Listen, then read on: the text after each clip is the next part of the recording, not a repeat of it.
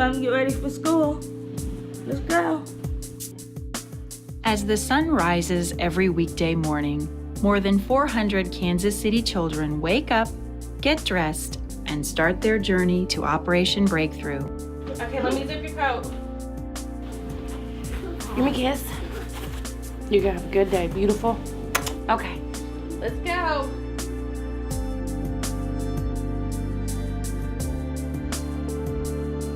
Devontae, how are you? Wake up.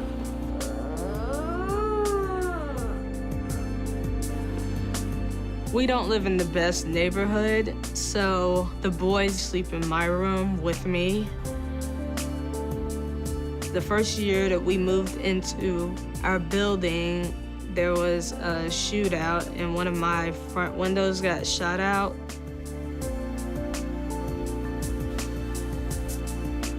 We hear gunshots around here quite a bit.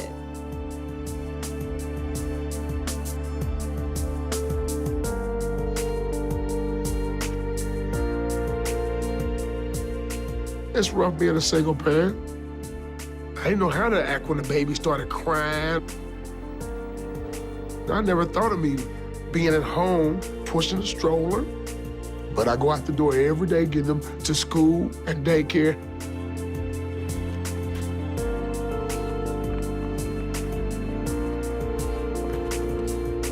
Some come to 31st and Troost by bus.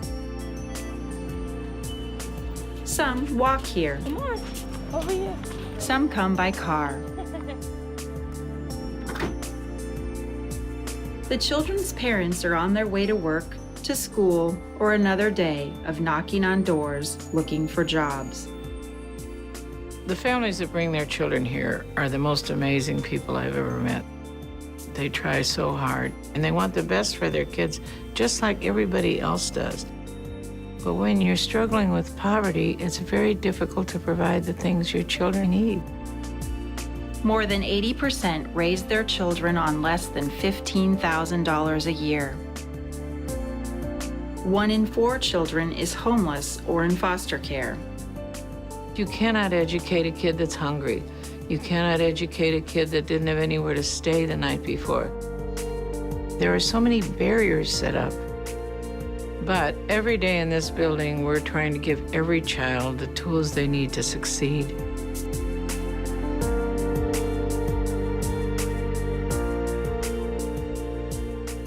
My name is Wiley Carter. I have a daughter named Juanasia. She's 3 years old. She always talk about Miss Dana and Miss Felicia. She talks about them constantly. Said, well, Miss Dana told me my hair looked nice today. Or maybe Miss Felicia did a finger painting today. The daily nurturing from her teachers is especially important for Juanasia. Her mother left her and her brother when Juanasia was 2 weeks old. Any hope that her mother would come home was ended just before Juanasia's 3rd birthday. May of last year, Mother's Day, their mother got murdered. Almost up until 3, she used to call me Mom. She used to say it every day. Say, Mama. I said, no, I'm Daddy today. Sometimes she asks me questions I don't have an answer for. A hospital caseworker recommended Operation Breakthrough for Juanasia. Ever since then, my daughter's been learning a lot being in this program. She tries to write her name down. She counted up to 20 the other day for me. She's been saying the ABC, she's been learning songs, and she always want me to pick up a book and read a bedtime story with her sometime, or just jump on the couch and just say, Daddy, read me a book. Juanasia is a very advanced child. The thing we work with Juanasia on a lot is her social skills. Our class is working on filling words, making differences between big feelings and small feelings. We always focus on the positive behavior in hopes that it's going to change the culture of our classroom. Everybody wants to do the right thing. We're all a family. Giving children that sense of belonging is a priority program-wide. Operation Breakthrough has a team of therapists who visit all the children in their classrooms, modeling and promoting healthy relationships. They also work one-on-one with children who need therapy. Out of the 440 children that attend our center, 126 kids receive clinical services, which is well above the national average of children who need therapeutic help. Play therapy is the main approach that we use. Toys are the words and play is the language. It's the most natural way that children can communicate what's happened to them. Most of the children that we see experience chronic trauma, and it's just one thing after the other for a lot of our kids. 80% of the children we see in therapy have experienced more than 4 traumatic life events before the age of 4. That includes a parent being incarcerated, watching domestic violence occur in the home, being separated from a parent or caregiver for more than 6 months. Many of our children live fragmented lives, whether it's due to homelessness, abuse and neglect. This impacts the potential for the rest of their life. Our kids have it harder than any children that I've ever known or worked with. And that's the truth.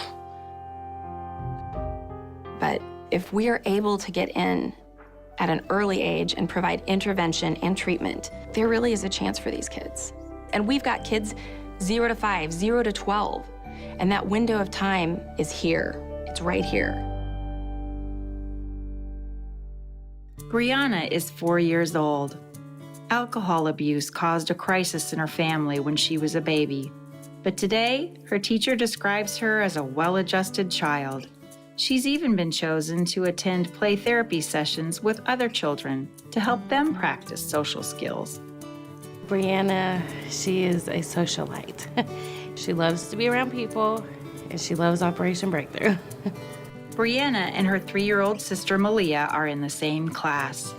There, they eat breakfast, lunch, and an afternoon snack every day. They get fresh air on the playground and lots of hands-on activities in their Head Start classroom. The structure is good for them, and they're continuing to learn all day long. What is today? Tuesday! I'm getting right. Tuesday. Yes. Every day in all 22 of Operation Breakthrough's early learning classrooms, there's a written lesson plan for the class with specific educational goals noted for every child. Oh, today is Tuesday. Good job. Everybody. I constantly make assessments of each child. Their fine motor skills, gross motor skills, how they get along with each other. All right, thank you guys. Thank you, friends, for helping Amia. Literacy. Does this child go to the library area often? Are they familiar with how you handle the book? We have parent-teacher conferences seasonally, so the parent can see each child's goals and growth. The ultimate goal for the children would be for them to get along with each other because that takes them a long way in life. There are 312 children, ages 6 weeks to 6 years, enrolled in Operation Breakthrough's nationally accredited early learning program. More than 100 older children, ages 6 to 12, come to Operation Breakthrough before and after school and all day in the summer. 2 of those children are Nicole Dabney's sons. Devontae is 8 and Caillou is 6. 6 years ago, as she transitioned from a domestic violence shelter to a job training program, Nicole heard about Operation Breakthrough. They've been there practically their whole lives. From the early learning program, they went off to school. First Devontae, then Caillou. Caillou started kindergarten this year. He was only in there for 3 weeks because he was ahead of the other students. He knew how to read, how to write. They retested him, and they put Caillou in the 1st grade. His early childhood at Operation Breakthrough was what I think prepared him to bypass kindergarten. Now the boys spend every afternoon in Operation Breakthrough's school-age village. My name is Ajibola Adepoju, and I am the school-age coordinator for Operation Breakthrough. The school-age village is a home away from home for our children. We do academic enrichment. Monday is math, Tuesday is reading, Wednesday is cultural studies, and Thursday is literacy and writing. And then on Fridays, we have Boy Scouts, Girl Scouts. We have therapy groups, music groups, African drum and dance, soccer, tennis. In the summer, the children spend 3 hours reading and writing with certified teachers every morning. Last summer, our students read over 10,000 books. That emphasis on literacy is important to Nicole. So is the knowledge that her sons are safe and engaged in activities while she is at work.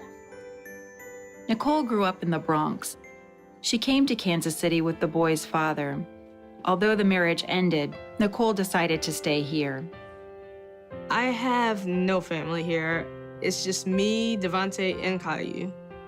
Marty Moore and Jack Kinsey got to know the boys while volunteering in their early learning classroom. They have stepped up as mentors to spend time with the boys, even picking them up from Operation Breakthrough when Nicole has to work late.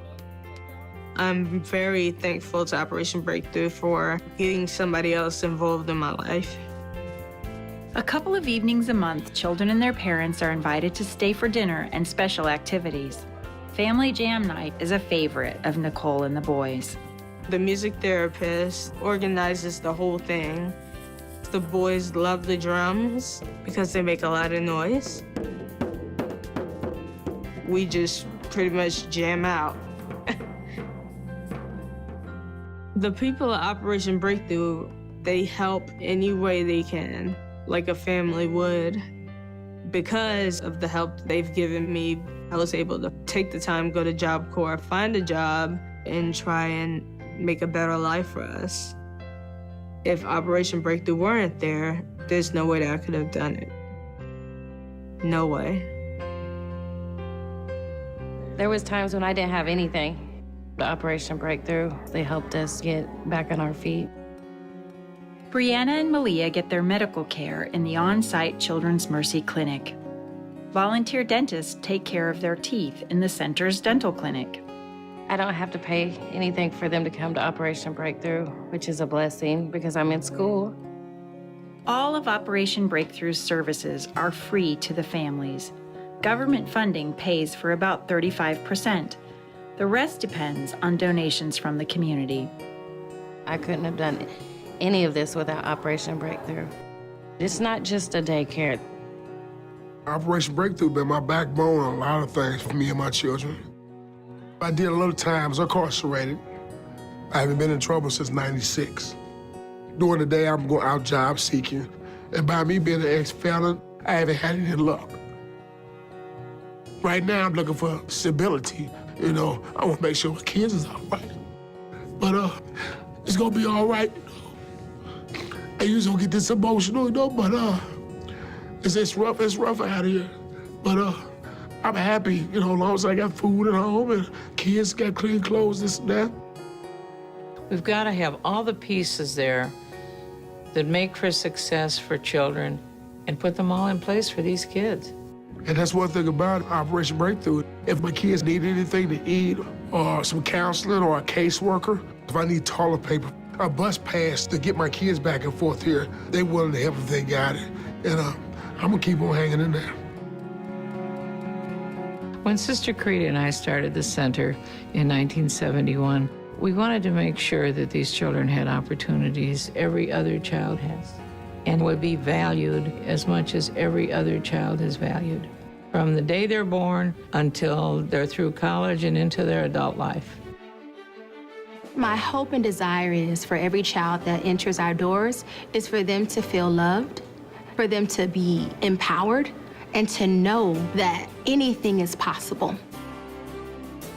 Our children are powerful and brilliant, and the world that they can create is right here. We are located right on the corner of hope and possibility. We have these kids here for almost 11 hours a day. This is our opportunity to affect change and to provide and equip children with the skills that they need to be successful in life. This is the most important work any of us will ever do. Ever.